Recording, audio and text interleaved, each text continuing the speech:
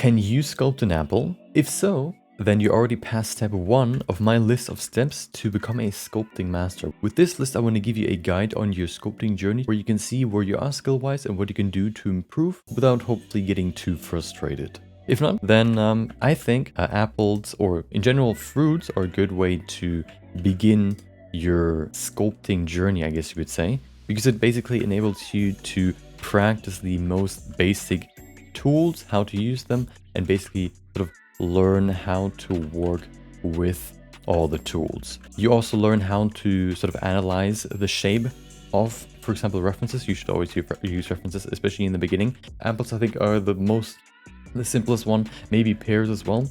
Another ones that are good to practice with are pineapples, and yeah, in general, just fruits are a good way to start sculpting. The next step, I would say, is hard surface sculpting.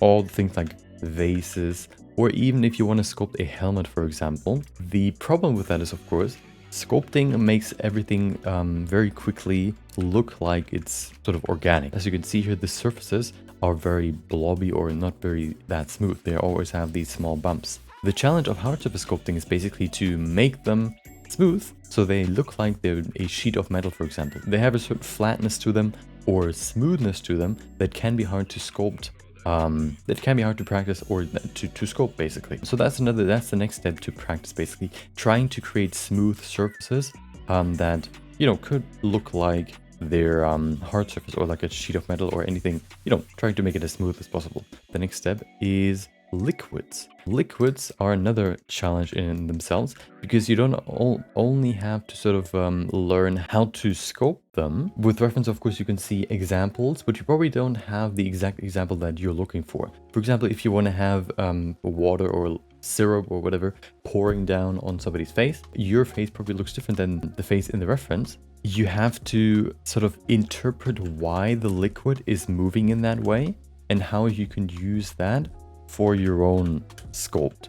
So for example, if you have like a little blob here that kind of prevents the liquid from just pouring down like this, it would probably bunch up here and then sort of fall down like this. And then you can see this little main blob, you know, down here where the liquid sort of started dripping down. There are just a few sort of natural or rules when it comes to liquids and how it pours down, not only, you know, viscosity and all that stuff, that you have to practice to really get it looking realistic. Same with if it dries up, there would be layers of liquid pouring down because it sort of dries underneath one layer, so the other one layer builds on top of the first one, and this way you kind of have to learn how to sort of analyze and, you know, understand the liquids. So you can also sculpt, you know, realistic liquids. For example, pouring down, sculpting like a splash of water could also be something interesting, even though then it'll be hard to create these smaller drops of water that just fly in the air.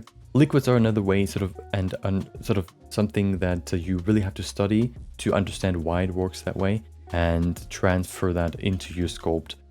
Because understanding something is different than actually being able to do it. Liquids are the next step, basically, to become a medium, I guess you could say, sculptor, which then follows with hair. It is a significant part for your characters.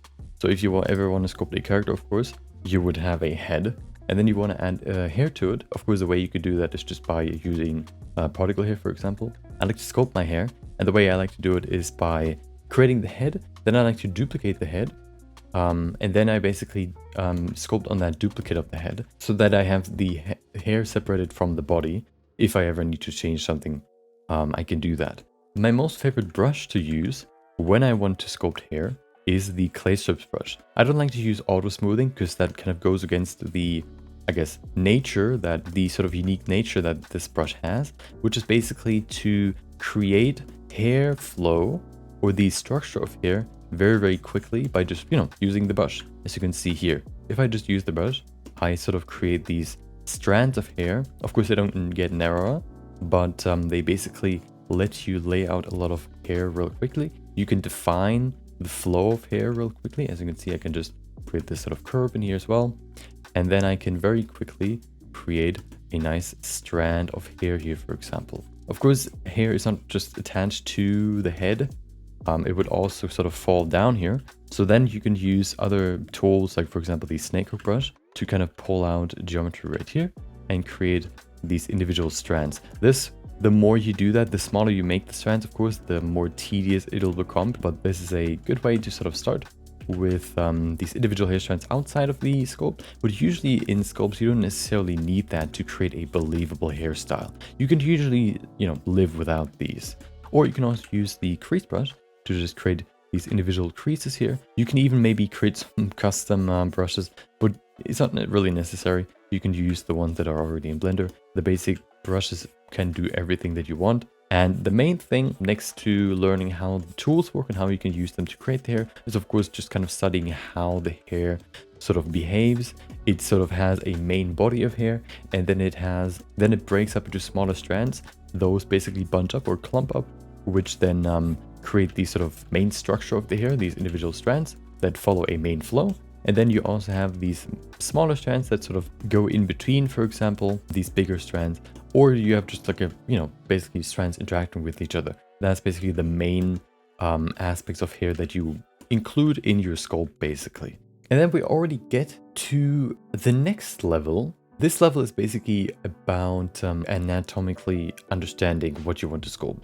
The hardest things, in my opinion, to practice sculpting are like humans, animals, anything that has anatomy. Because you do not only have to understand sort of the form when you see it in reference images, but to really understand and to really be able to competently create any face and, more easily be able to analyze a face, you have to understand why the shape that you're seeing looks that way. You might be able to see, hey, there's a chin, the chin looks kind of round, but what you're not really seeing is why it looks that way. So why do you have a deepening for the eyes? Of course, that is because you have eye holes and the eyeballs are sitting in that eye hole.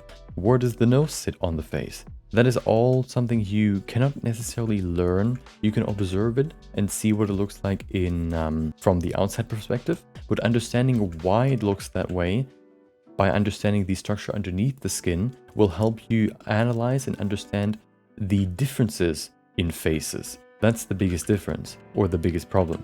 Every face looks different, so you have to sort of either analyze each face and analyze why it looks that way from the outside, or kind of just, practice it.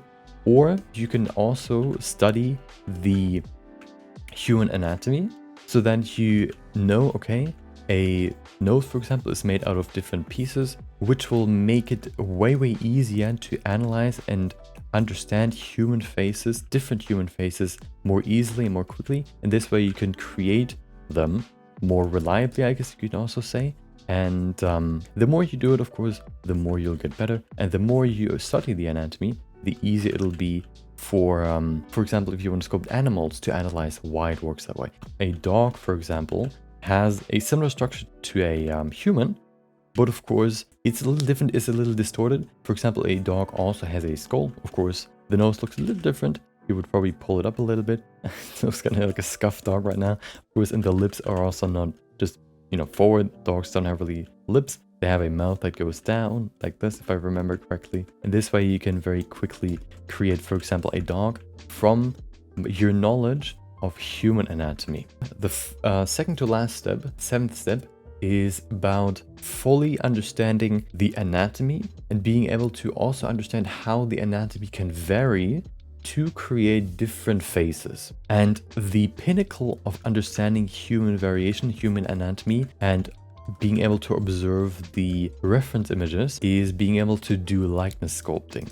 Likeness sculpting is probably the hardest human sculpt you can do, because you, of course, not only have to understand the anatomy, but you also have to understand the shape of that exact human, the proportion of that exact human, and being able to transfer that to your own sculpt. You can very quickly capture someone's likeness by understanding the likeness or the proportions of somebody and then transferring that to your sculpt. You don't have to have a lot of details in your sculpt to be able to recreate somebody.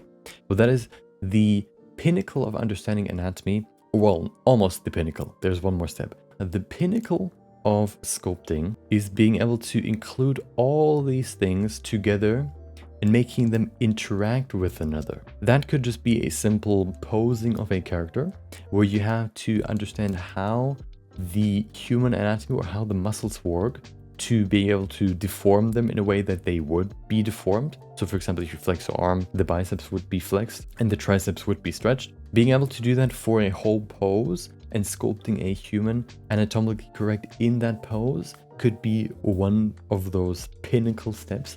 But then there's one more step. For example, if you want to pose a character and then you put clothing on that character, being able to understand the movement of the character, how that affects their own body, but also how that affects the cloth that is sitting on that person's body is probably, in my opinion, the hardest thing to learn in sculpting. That's when you become a sculpting master, because it requires you to not only understand the individual parts of the object, but also you need to understand how these two objects interact with another in that exact position to make it look realistic.